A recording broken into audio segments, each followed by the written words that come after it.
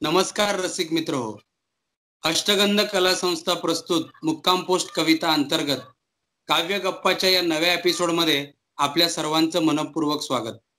काव्य गप्पाच्या प्रत्येक एपिसोडमध्ये आपण मराठीतल्या एका ज्येष्ठ किंवा नव्या पिढीतल्या कवीशी संवाद साधतो आणि त्यांचा काव्य प्रवास आणि कवितेविषयीचं विचारमंथन उलगडायचा प्रयत्न करतो.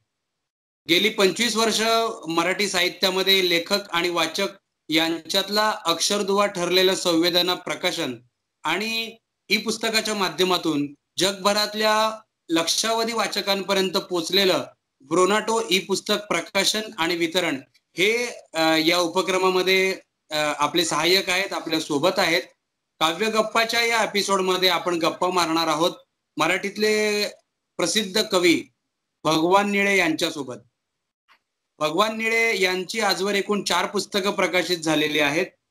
सांगायलाच हवंय असं नाही, एका कवीच्या दुःखाचं भाषांतर, तलवारीच्या पात्यावर थरथरणारं फुलपाखरू आणि अगदी अलीकडे प्रकाशित झालेला त्यांचा नवा कोरा कविता संग्रह ज्याचं नाव आहे 63.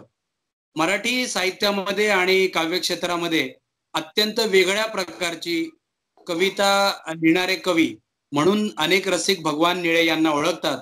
मूळ पेशाने ते पत्रकार आहेत. गेली अनेक वर्ष मराठी पत्रकारितेमध्ये भगवान निळे कार्यरत आहेत आणि मराठी पत्रकारितेमध्ये अत्यंत मानाचा समजला जाणारा मुंबई मराठी पत्रकार संघाचा पुरस्कार त्यांना मिळालेला आहे.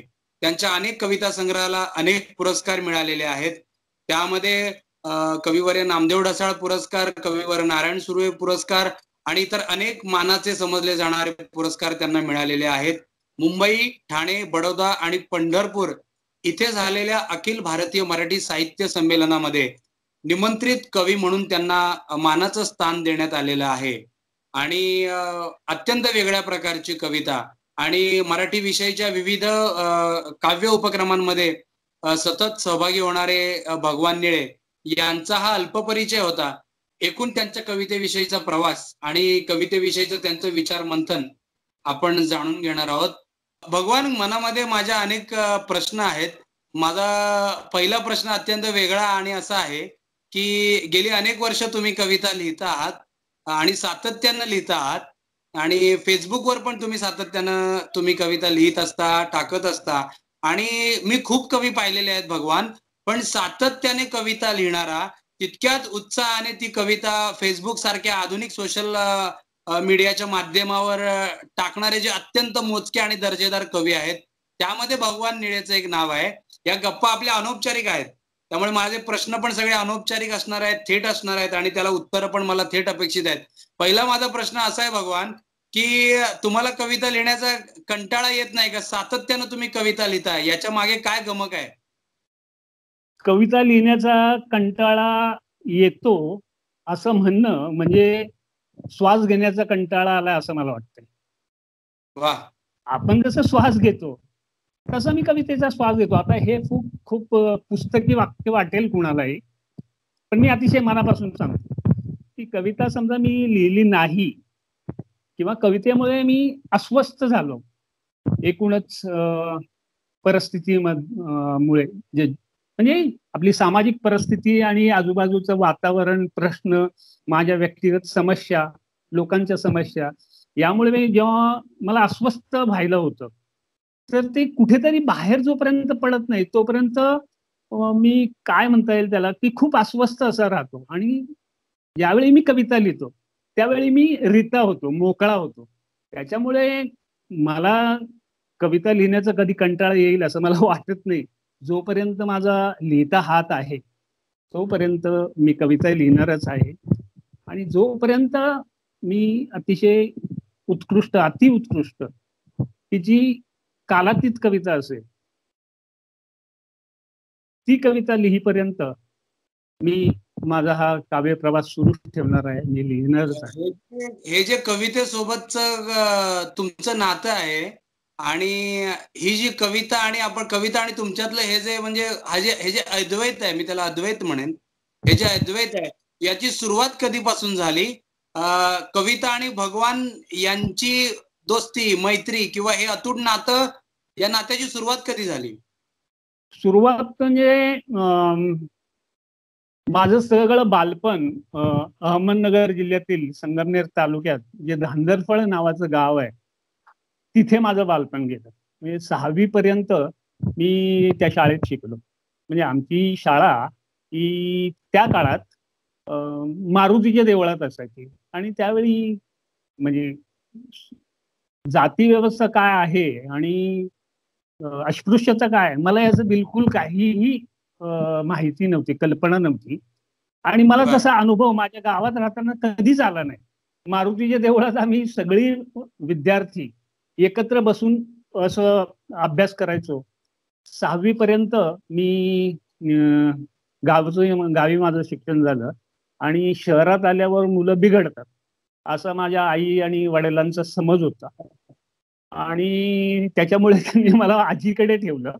माझी आजी आमचा सांभाळ करायची. आमचा म्हणजे मी आणि माझी चुलत बहीण आणि माझा चुलत भाऊ असे आम्ही तिघे आणि आजी. असं माझं बालपण गावामध्ये खेळत गेलं. वाचनाची मला वाटतं जेव्हापासून मी 12 खडी लिहायला वाचायला शिकलो तेव्हापासूनच मला वाचनाची आवड आहे. शब्दांशी अक्षरांशी दोस्ती करणं किंवा अक्षरांशी गोडी लागणं म्हणतात ते मला त्या काळापासूनच सुरुवात झाली होती. आणि ज्यावेळी मी 7वीला मुंबईमध्ये आलो त्यावेळी 7वी झाल्याच्या नंतर 8वीला मी मुंबईच्या ताडदेव भागातील भाऊसाहेब हिरे विद्यालयात शिकायला गेलो. सांगायचा मुद्दा हा की ह्या भाऊसाहेब हिरेमध्ये 8वीला असताना आम्हाला दस काकडे नावाचे एक शिक्षक होते आणि ते प्रसिद्ध कादंबरीकार. तर त्या दस काकड्यांची पुस्तकं मी वाचलेली होती, त्यांच्या कादंबऱ्या मी वाचलेल्या होत्या आणि त्यांचं नाव जे पुस्तकावर त्यांचं नाव छापण्याचं असं मला खूप कुतूहल वाटायचं आणि त्याच्यामुळे मला वाचनाची आणखी गोडी लागली. आणि एक सांगायचा मुद्दा असा की माझे आई वडील दोघेही अशिक्षित, आमच्या घरात कुणीही शिकलेलं नाही, अक्षराची ओळख नाही, अक्षराची ओळख अजिबात नाहीये. मी पहिला माणूस की जो अ ब कडही शिकला, गम भन शिकला. तर आणि पुस्तकं नसायची वाचायला, म्हणजे शालेय पुस्तकं असायची तेवढीच. मी काय करायचो की अस्वस्थ झाल्यानंतर रस्त्यावर जाऊन, म्हणजे कोणालाही अतिशय आत्मप्रौढी किंवा आत्मस्तुती वाटू शकते, पण रस्त्यावरचे कागद उचलून ते वाचायचो. आता हे किती लोक त्या विश्वास ठेवतील देव जाणे, पण इट इज अ फॅक्ट. आणि मला इतकी वाचनाची सवय लागली होती आणि माध्यमिक शिक्षण करता करता मला वाचनाची तर आवड झाली होती, पण आपणही काहीतरी लिहावं असं वाटलं होतं. त्याच्यानंतर मी वडाळ्याच्या महर्षी दयानंद महाविद्यालयात गेलो. 11वी 12वी मी तिथे Maharshi Dayanand first year second year तिथे. आणि माझ्या सुदैवाने म्हणा किंवा नशिबाने म्हणा, नशिबावर मी तेवढा विश्वास ठेवत नाही, तरी माझ्या सुदैवाने म्हणा की तिथे मला केशव मेश्राम हे माझे वर्ग शिक्षक होते. केशव मेश्राम आणि शांता शेळके हे माझे वर्ग शिक्षक. माझी पहिली कविता मला वाटतं 1983 साली, पहिली आयुष्यात लिहिलेली पहिली कविता. आता माझा कवितेचा प्रवास कसा झालाय बघतो, कसे विचित्र झालाय. माझी पहिली कविता दलित ब्राह्मण नावाची पहिली कविता आयुष्यात मी जी लिहिली होती ती महर्षी दयानंद महाविद्यालयाच्या वार्षिकांकात प्रसिद्ध झाली. केशव मेश्रामांनी. आता पहिली कविता म्हणजे बहुतेक कवी म्हणजे आपण सर्वसामान्यपणे कविता लिहायला सुरुवात केल्याच्या नंतर प्रेम कविता, देशभक्तीच्या कविता, बाल कविता अशा प्रकारे लोकांचा प्रवास होतो. बहुतेक 99% लोकांचा प्रवास हा असा होतो, सुरुवात होते. हो, प्रेम कवितापासून सुरुवात. माझं तसं झालं नाही. त्या काळात मी ती पहिली कविता लिहिली ती थोडीशी विद्रोही होती. म्हणजे दलितांमध्ये जे मध्यमवर्गीय आहेत आणि जे ब्राह्मणी संस्कृतीच्या नावाखाली कसे ब्राह्मण्यवाद कसा जोपासतात अशी ती मी कविता लिहिली. आणि ती कविता छापून आल्यानंतर नवा काळ आणि सकाळ या वर्तमानपत्रामध्ये परीक्षण यायची. त्याच्यात अशोक बागवेने परीक्षण केलं होतं आणि त्यात माझ्या कवितेच्या ओळींचा उल्लेख केला होता आणि माझं नाव छापून आलं वर्तमानपत्रामध्ये. त्याआधी मी वाचकांची पत्र किंवा आमच्या इकडे घाण झाली आहे, अमुक अमुक ते हे करा, महापालिकेने अमुक केलं पाहिजे, तमुक केलं पाहिजे, अशा प्रकारची मी पत्र लिहायचो आणि माझं नाव छापून यायचं. पण अशोक बागवेने हे लिहिल्यामुळे ती मला खूप ते भारी अप्रूप वाटलं. तोपर्यंत अशोक बागवे कोण आहे मला खरोखर माहित नव्हतं. ऍक्च्युली तोही एमडी कॉलेजचाच. नाव माहित होतं, म्हणजे मैत्री अशी नव्हती. तोही एमडी कॉलेजचा. काही नाही, आमच्या एमडी कॉलेजमध्ये, महर्षी दयानंद कॉलेजमध्ये खूप खूप मोठमोठे साहित्यिक होऊन गेले. तर एमडी कॉलेजला तसा साहित्यिक मोठा वारसा होता. तर ती कविता लिहिली मी, दलित ब्राह्मण म्हणून. आणि त्याच्यानंतर मग काय, कवितेचा एकदम नादच लागला. छंद मी म्हणत नाहीये, कविता माझी गरज आहे. आणि त्याच्यामुळे काय होत गेल्या, कविता लिहित गेलो. तेव्हा मराठी कवितेसाठी कसे दिवस होते आणि आजूबाजूला मोठे कवी कोण होते ज्यांना तुम्ही ऐकत होतात, प्रत्यक्ष भेटत होतात, पाहत होतात? मी जेव्हा कविता लिहायला सुरुवात केलो तर सगळ्यात पहिली माझी ओळख केशव मेश्राम आणि शांता शेळके मॅडमशी झाली. बरोबर, त्यांना पहिल्यांदा आयुष्यात मी बघितलं की कवी म्हणून, साहित्यिक म्हणून, कवी म्हणून, साहित्यिक म्हणून. नंतर माझ्या सोबत काही मित्र होते जे नंतर मोठमोठे कवी झाले, अशोक बागवे पासून सगळेच आमच्या एमडी कॉलेजचे. तो भाग आहेच. तर तो काळ असा होता की साठीनंतरच्या कविता असं जे आपण फ्रेज वापरतो ते त्या काळात खूप मोठ्या प्रमाणात होतं. म्हणजे वेगवेगळ्या दलित चळवळी म्हणा की साहित्यिक चळवळी म्हणा, ह्या त्या खूप जोमात होत्या. नवीन नवीन सगळं तंत्रज्ञान येत होतं, नवीन नवीन भाषा उदयाला येत होती, नवीन नवीन साहित्याचे नवीन नवीन प्रकार त्या काळात जन्माला येत होते. आणि नामदेव ढसाळ, नारायण सुर्वे, वसंत गुर्जर, आता मी काही सगळ्यांची नावं घेत नाही, दीपू चित्रे पासून पाडगावकर पासून सगळे लोक. तर त्या कविता मी आदर्शासारख्या वाचत गेलो, आदर्शपणे वाचत गेलो. आणि एक कवितेनं मला खरोखर भारावून टाकलं होतं. आणि तो काळच तसा होता. म्हणजे त्या प्रत्येक कविता लिहिताना, म्हणजे कविता जेव्हा येते तेव्हा ते काळाचं प्रतिनिधित्व घेऊन येते, काळाचे पडसाद तिच्यात उमटत असतात.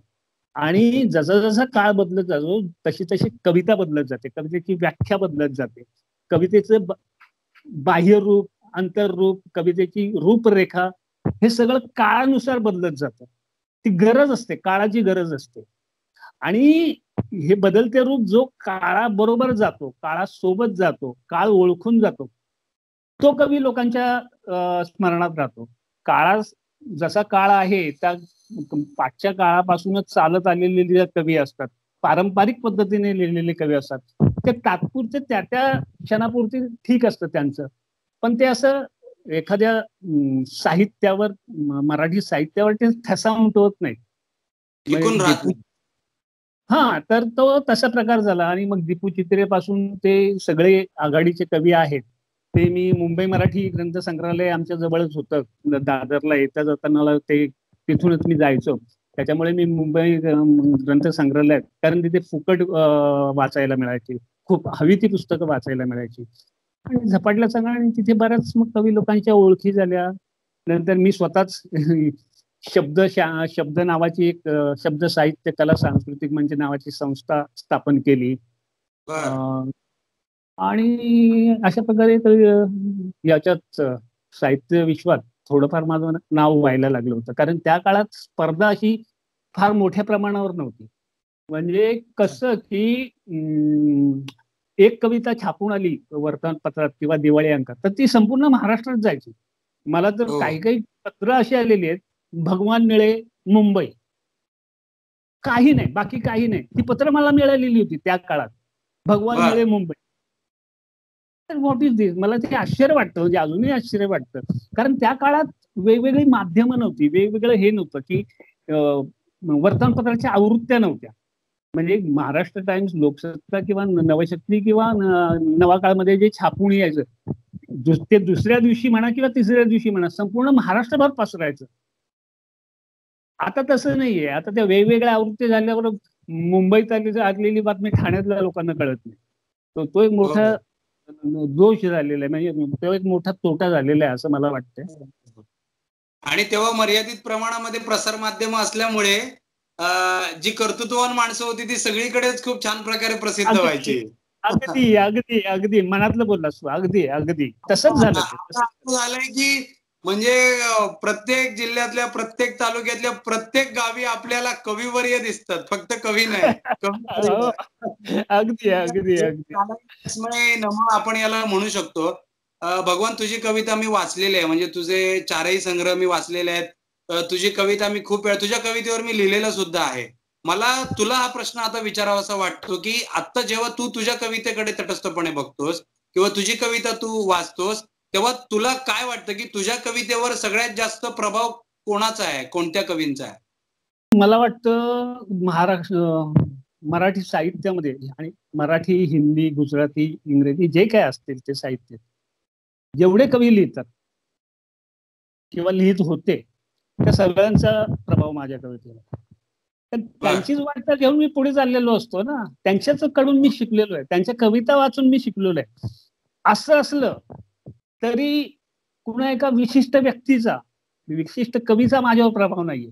मी या सगळ्या याच्यातून स्वतःच वेगळं काय करता येईल.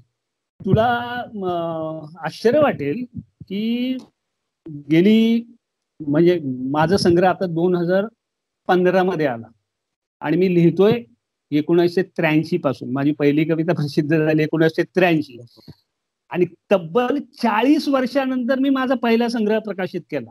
त्याचं कारण हे आहे, असं नाही की प्रकाशक मिळत नव्हता, पैसे नव्हते किंवा डेअरिंग नव्हती होत, असं काही नाहीये.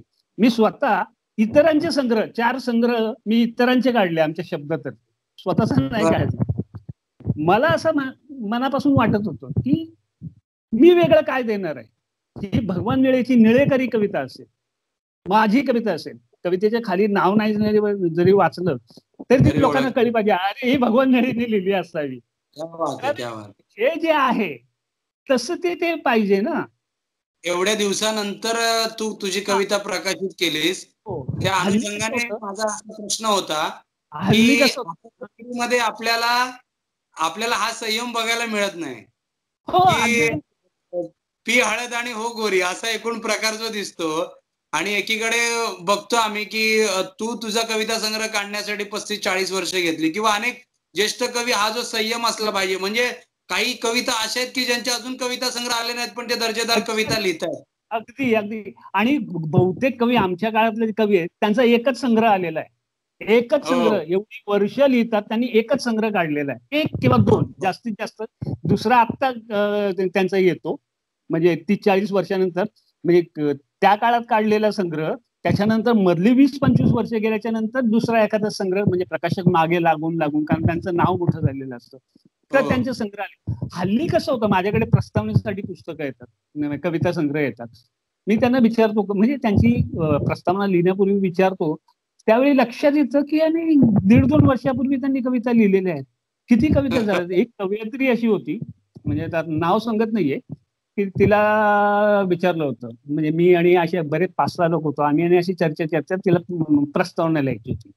तर मी विचारलो किती कविता झाल्या. मला वाटलं की जास्तीत जास्त लोक सांगतील 200 झाल्यात, 300 झाल्यात. 2-3 वर्षापासून ती लिहित होती. तिने आकडा सांगितला आणि आम्ही सगळेच उडालो.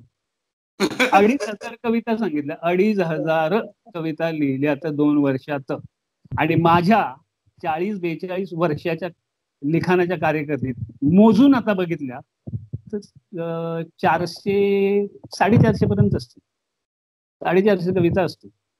500 पकड आतापर्यंत मी लिहिलेल्या 500 कविता. आणि सांगायला मला आनंद वाटतो, म्हणजे सिन्सिअरली आत्मप्रौढीचा धोका टाळून मी असं म्हणतो की मी लिहिलेली कोणतीही कविता अप्रकाशित नाही, सगळ्या प्रकाशित झाल्या. एक कविता अशी नाही की ती लिहिलेली आणि ती प्रकाशित झालेली नाही. म्हणजे पुस्तकाचं सोड, पुस्तकात आपण स्वतःच्या पुस्तकात आपण वाटेल त्या कविता छापतो, छापून आलेल्या आहेत इतर ठिकाणी, दिवाळी अंक किंवा आता हे स्वतःची काय खूपच टेंबा मिरवण्यासारखं होईल कदाचित, पण नवीन लोकांनी हे समजायला पाहिजे की काय कविता लिहायला सुरुवात. तुम्हाला कसं असतं माहितीये, हे त्याच्या अगोदर मी हे सांगू का की मी कवितेकडे कसा बघतो, म्हणजे कविता म्हणजे माझ्यासाठी काय, म्हणजे चांगली कवितेचे 3 प्रकार मी मानतो. लोक किती मानतात, लोक 2 मानतात, 3 मानतात, मला माहिती नाही. मी 3 प्रकार मानतो. पहिल्या प्रकार चांगली कविता, दुसरा प्रकार वाईट कविता, आणि तिसरा महत्वाचा प्रकार फसलेली कविता. आता पहिली कविता असते चांगली कविता, ती आशयाच्या दृष्टीने, अलंकाराच्या दृष्टीने कविता सारखी कविता असते. कविता सारखी कविता नसते, ती खरंच कविता असते. कवितेची जी काही परिमाणं आहेत ती सगळी कविता असते, आणि तिच्यात भावना असतात. मेन म्हणजे तिच्यात भावना असतात, तुमचा आतला सच्चा आवाज असतो. ती मी चांगली कविता मानतो. वाईट कविता त्याच्या अगदी उलट असते, ती कवितेसारखी कविता असते. कविता नसते, कवितेसारखी अशी उभी लिहिली आहे आणि हवं तसं इकडे तिकडे शब्द केले आणि त्याला कविता म्हणा, अशा प्रकारची. तिसरी कविता असते जी फसलेली कविता असते. कविता म्हणून ती बरोबर असते, चांगली असते, पण त्यात कुठेतरी आशय हरवलेला असतो, कुठेतरी आकृतीबंध हरवलेला असतो, कुठेतरी ती भावना विरहित असते, ती टच करत नाही मनाला. पण कविता म्हणून खूप चांगली असते, आतला आवाज नसते, आतला आवाज नसतो, खोटी असते ती. पण शब्दाशी खेळता येतं तुम्हाला, शब्द हवे तसे फिरवता येतात. आता मलाच कुणी सांगितलं, म्हणजे पैजेवर सांगितलं की भगवान अमुक अमुक विषयावर मला फक्त 10 मिनिटात एक कविता लिहू, मी अतिशय सुंदर कविता लिहू शकतो कोणत्याही विषयावर. 10 मिनिटात, 10 मिनिटात फक्त ती कविता नसते. म्हणजे मला तर ती बिलकुलच आवडणार नाही, तो भाग वेगळा आहे, कारण ती आतून आलेली नसते. मला शब्दांशी खेळता येत.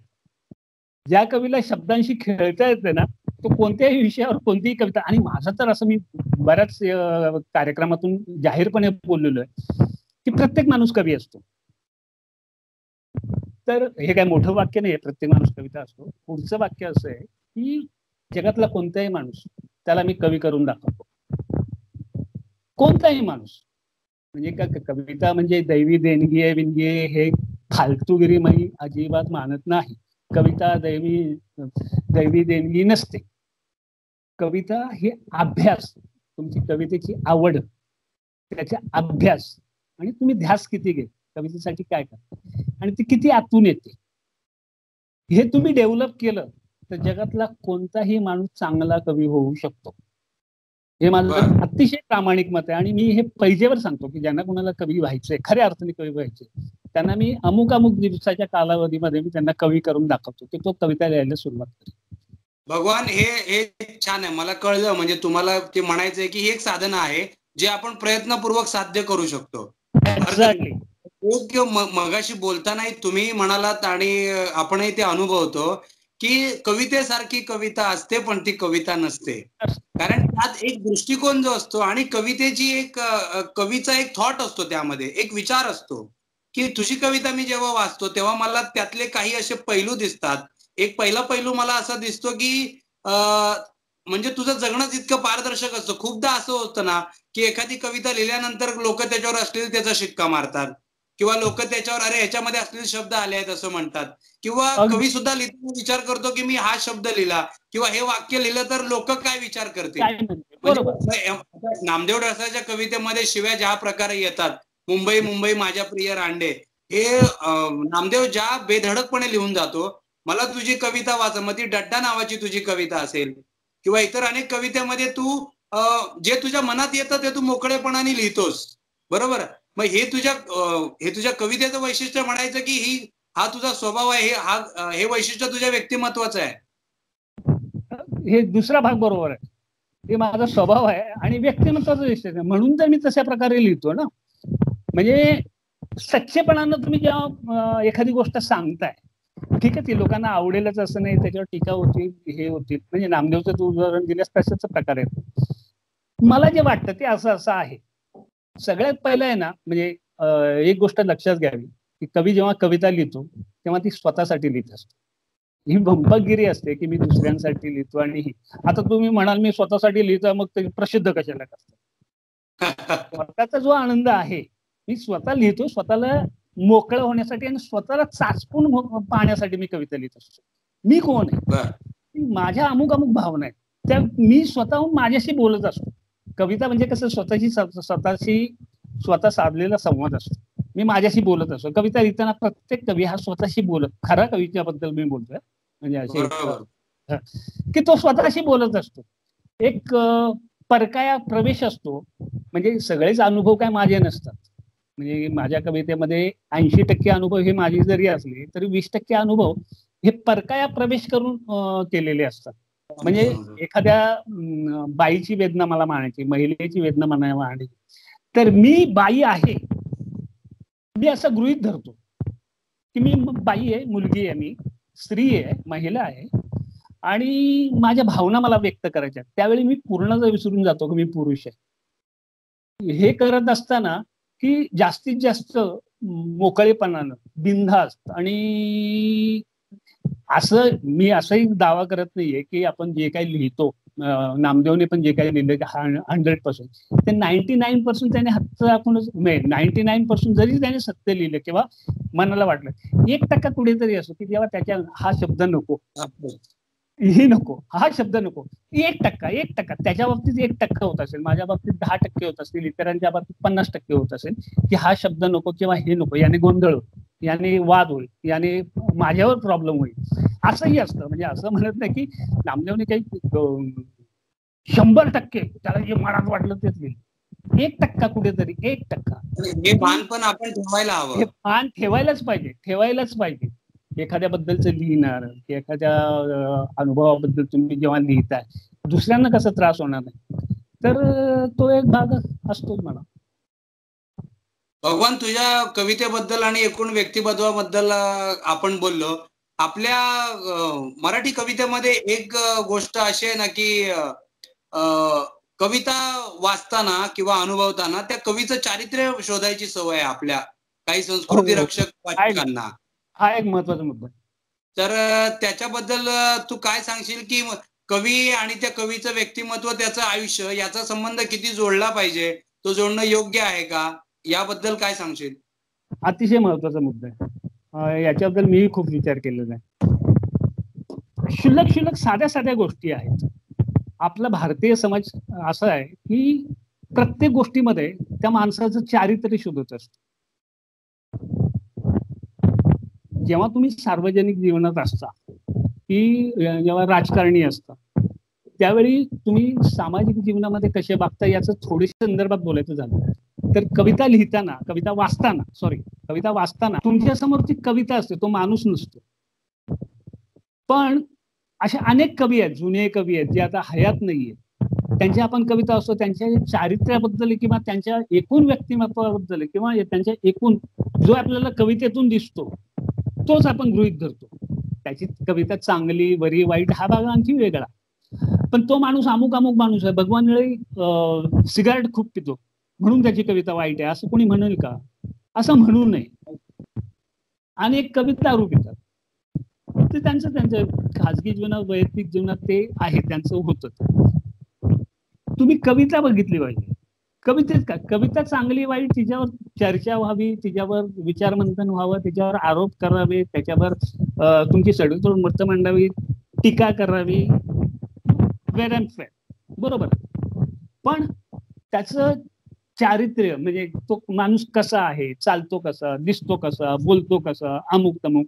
आता भगवान एवढा कडकिडीत आणि काळाकुट्ट माणूस आणि कडकिडीत असा आहे आणि त्याने शौर्याच्या कविता कशा लिहिल्या, विद्रोहाच्या कविता कशा लिहिल्या, अरे काय संबंध आहे त्याचा? तर हा एकूण असा प्रकार आहे. मी म्हणजे माझ्या बाबतीत खरं तर सांगायचं झालं तर मी कविता वाचताना कधी सुरुवातीला खाली कवितेचं नाव नाही वाचत. आणि आता कवितेची जाण मला एवढ्या वर्ष कविता लिहिल्यामुळे इतकी आलेली असते की मला पहिल्या 3-4 ओळीतच मला समजते पुढची कविता काय आहे, चांगली आहे, वाईट आहे, अमुक आहे. हे पहिल्या म्हणजे 1-2-4 ओळी समजा वाचल्या तर ते कळून येतं ही कविता फसलेली आहे, पाडलेली आहे, कवितेसारखी कविता केलेली आहे आणि खरी मनापासून आलेली आहे, असा तो प्रकार आहे. तर त्याच्यामुळे ना म्हणजे माझं असं प्रामाणिक मत आहे की कवीचं तुमचं व्यक्तिगत आयुष्यात तो काय करतो किंवा त्याच्यापेक्षा महत्वाचं आहे की त्याने काय लिहिलं. ते आपल्याला कितपत खरं आहे, ते किती प्रामाणिक आहे आणि ते किती तुम्हाला भिडलंय, तुमच्या भावनेला कुठे टच केलंय, की तुमच्या विचारचक्र किती सुरू झाले त्याच्यामुळे, ते महत्वाचं आहे. तो दिसतो कसा, राहतो कुठे, कोणत्या समाजाचा आहे, कोणत्या धर्माचा आहे, छंदोपछंदी आहे, दारू पिणारे व्यसनी आहे, या दुय्यम गोष्टी आहेत. बरोबर. म्हणजे कवितेचा अभ्यास करताना किंवा कविता वाचताना त्या कवितेशी भिडलं पाहिजे, त्या कवीशी भिडण्याची काही गरज नाही. भगवान, तुझ्या कवितेबद्दल आम्ही पण खूपदा चर्चा करतो, बोलतो. एकूण आपण या कविता प्रांतामध्ये वावरत असताना, विविध कार्यक्रमांना, अनेक रसिकांना, कवींना भेटताना, तर तुला माहितीच आहे की मराठी कवितेला वृत्तबद्ध कवितेचा एक मोठा वारसा आहे, बरोबर. अनेकांनी मराठी वृत्तबद्ध कविता जोपासली आहे, वाढवली आहे आणि आता नव्या पिढीत सुद्धा गझल सारखा जो काव्य प्रकार आहे, जो वृत्तबद्ध आहे, तो खूप मोठ्या प्रमाणावर कवींकडून लिहिला जातोय, नव्या पिढीकडून लिहिला जातोय. त्याला खूप म्हणजे मान्यता पण खूप मोठ्या प्रमाणावर मिळते. पण भगवान निळेने कधी वृत्तबद्ध कविता लिहिली नाही. म्हणजे भगवान निळेला वृत्तबद्ध कविता लिहिता येत नाही की तू त्या कधी वाटेला गेला नाहीस की तुला जमली नाही वृत्तबद्ध कविता लिहिणं? ओके. कवितेचे जे काही प्रकार आहेत आतापर्यंत आहेत, जे उदयाला आलेले आहेत आणि याच्या पुढेही येतील. मी परिवर्तनावर विश्वास ठेवणारा, बदलावर विश्वास ठेवणारा माणूस. कवितेचे आता जेवढे प्रकार आहेत ते तेवढेच राहतील असं अजिबात नाहीये.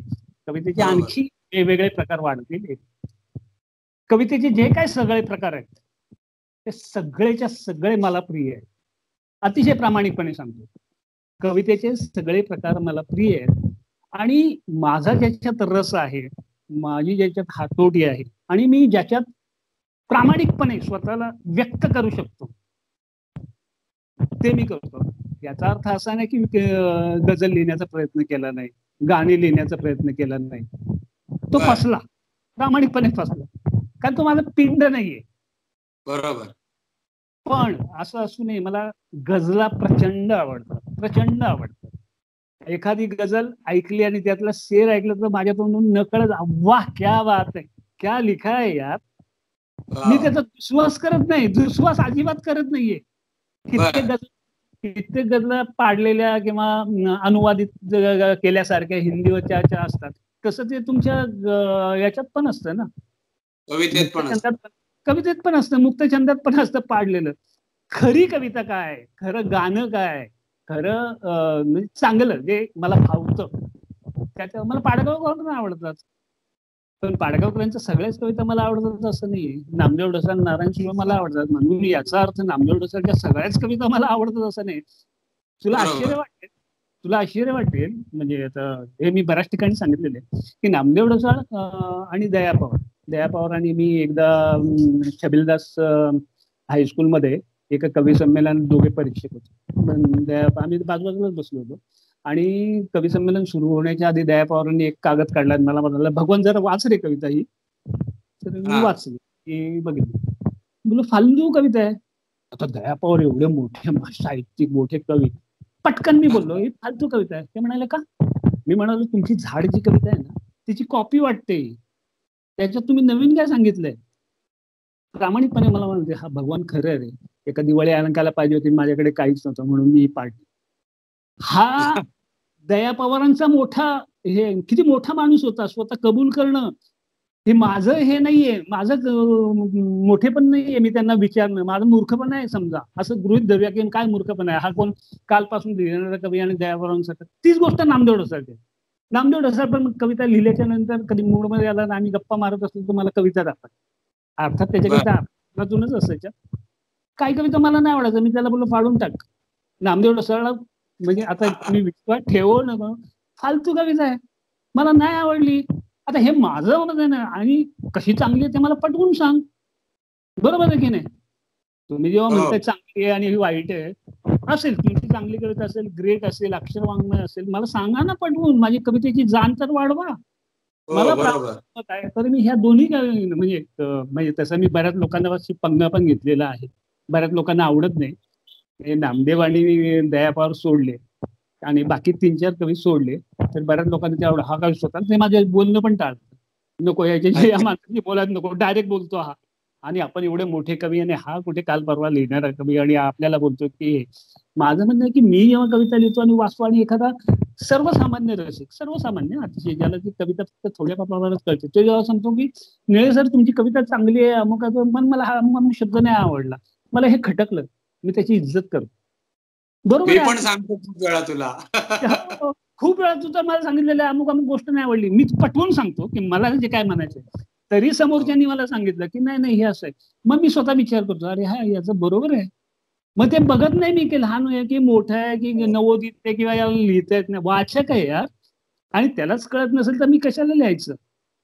सुरुवातीला मी माझी भूमिका मांडतो. खूपदा होतं, मी सुद्धा अनुभवलेलं आहे फेसबुक आणि इतर माध्यमातून सुद्धा, की तुमच्या आणि तुमच्या आधीच्या पिढीमध्ये एक जी मॅच्युरिटी होती की आपल्या कवितेविषयी आलेल्या चांगल्या प्रतिक्रिया, वाईट प्रतिक्रिया सुद्धा, पण हल्ली असे दिवस आलेत की कुणाला काही आपण सुचवावं आणि सांगावं असे दिवस राहिलेले नाहीत.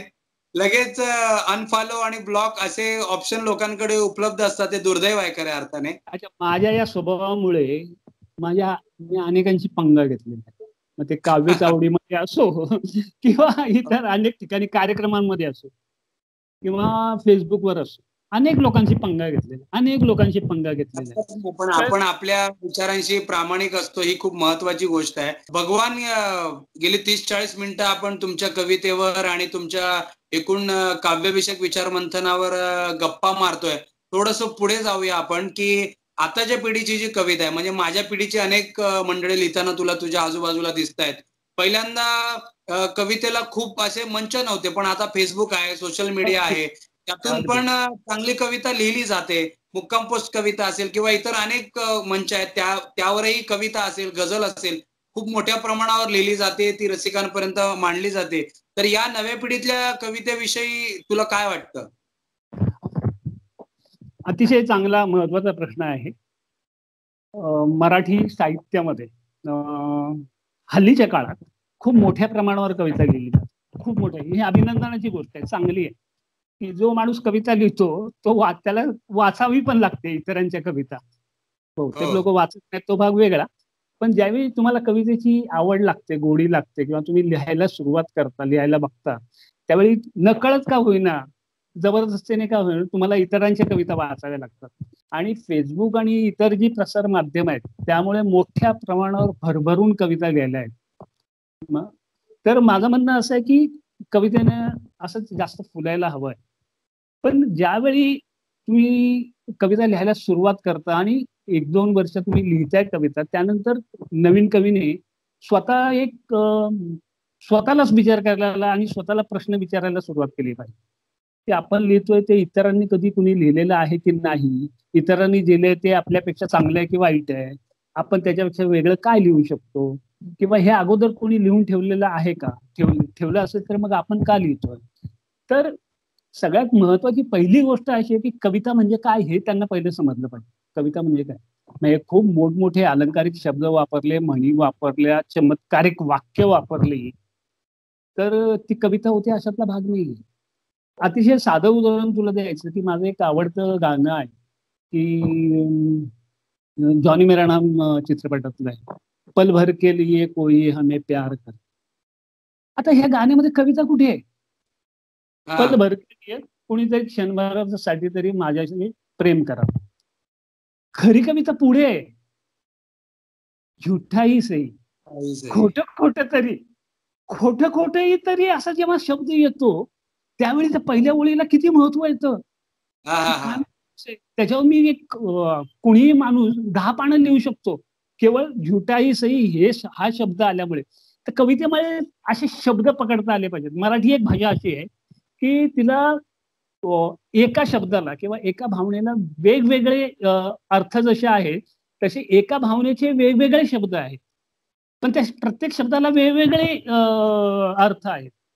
म्हणजे सकाळ, पहाट, झुंजू-मुंजू, प्रभात, पण ते वेगवेगळे समयी तुम्ही कसे वापरताय तुमच्या कवितेमध्ये किंवा तुमच्या भावनेमध्ये योग्य शब्द कोणता आहे, असं मराठी व्यतिरिक्त इतर भाषांमध्ये असे शब्द आहेत असं मला वाटत नाही.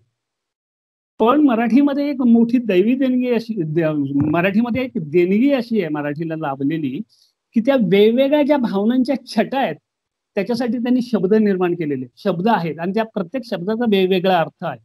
म्हणजे आभाळ आणि आकाश आपण म्हणणार का दोन्ही सारखंच आहे. आभाळ काय आणि आकाश काय. आभाळ म्हटलं तर कुठे बिघडले आणि आकाश म्हटलं तर कुठे बिघडले. अरे आभाळ म्हणजे जे भरून आलेलं आहे त्याला आभाळ म्हणतात. ढग आहेत त्याला आभाळ म्हणतात. जे ढग पावसाळी ढग येतात त्याला आभाळ म्हणतात आणि जे निरभ्र असतं त्याला आकाश म्हणतात. कवी इतका बारीक विचार कधी करतो का? नवीन कवींबद्दल मी बोलतो की त्यांनी इतका बारीक मी तर तुला सांगतो की आणि व अन हे 3 शब्द आहेत. तिन्हींचे अर्थ तुम्हाला एकच वाटतात पण मी कवितेमध्ये वापरताना आणि कुठे वापरायचा नी कुठे वापरायचा आणि व कुठे वापरायचा याचा पण विचार करतो. दुसरी गोष्ट अशी की बहुतांश कवींमध्ये नवोदित कवी म्हणा किंवा काही कवी म्हणा शब्दसाठा खूप कमी असतो. विशिष्ट शब्द त्यांच्याकडे असतात. विशिष्ट शब्दाचे हे असतात. नवीन शब्द शोधत नाही. मी तर असा प्रयत्न करतो की मराठी साहित्याला मी नवीन शब्द कोणता देऊ शकतो. असे मी माझ्या कवितेमध्ये बरेच मराठी शब्द घातलेले म्हणजे नवीन शब्द घातलेले जे मराठीमध्ये कुठे झालेले नाहीये.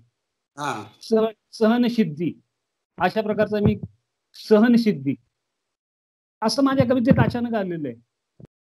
तर मी गरीबपणे अमुक अमुक बघत होतो. गरीबपणे म्हणजे असे तुम्ही शब्द निर्माण करायला पाहिजे की जे कोणी अर्थात ती पुढची प्रोसिजर आहे. तुम्ही जेव्हा कवितेची तुम्हाला जाण येते की तुला माहित आहे का की ज्यावेळी कविते मला सुचत नाही किंवा कविता जितके आतून येत नाही त्यावेळी मी काय करतो मी अनुवाद करतो.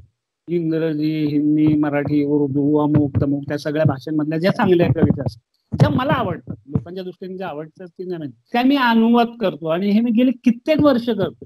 त्याचं काय मला पुस्तक करायचं नाही किंवा मला हे करायचं नाही. वेगवेगळे कवी आहेत. नवीन कवी जुने कवी अमुक तमुक ते सगळं कवी आहेत. मी ते कवितेत राहतो आणि मग कधी कधी त्याच्यातून मला एक बिंदू असं येतो की अरे असं असं आहे हा आशय आहे आणि असं असं आहे तर मग माझी एक कविता निर्माण होते. मग अनुवाद करता करता माझ्या डोक्यात ते चक्र घुमू लागतं की हे असं असं एक भावना होऊ शकते. म्हणजे आता समजा माझी खुर्ची नावाची एक कविता आहे. साधी कविता आहे खुर्ची नावाची कविता. ते सगळ्यांनी खुर्ची नावाची कविता मग त्याला ते राजसत्ता अमुक तमुक असं काय नाही. मी एक आमची घरात मोडकी खुर्ची होती आणि तिचा थोडासा पाय तुटलेला होता.